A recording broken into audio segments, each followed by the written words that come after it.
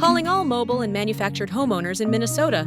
Did you know you may be eligible for financial assistance to help with critical repairs, weatherization upgrades, or even full home replacement? Many state, federal, and nonprofit programs exist specifically to support mobile homeowners like you with essential home repairs.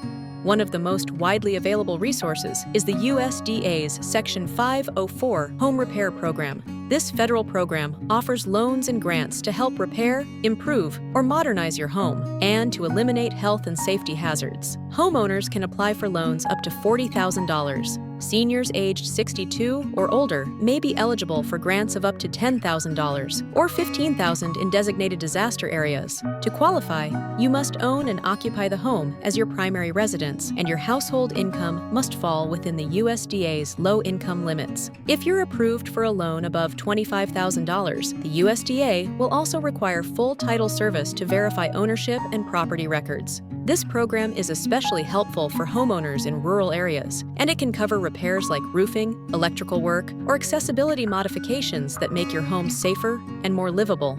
If you live in Minnesota, you might be eligible for the Rehabilitation Loan Program, a state-funded initiative that helps low-income homeowners repair or improve their homes. That includes mobile and manufactured homes, as long as the home is your primary residence and meets state property tax guidelines. Loans can go up to $37,500, and in many cases, they're forgiven entirely if you stay in the home for the full term. Covered repairs include roofing, plumbing, accessibility upgrades, and more, especially if they address health or safety concerns.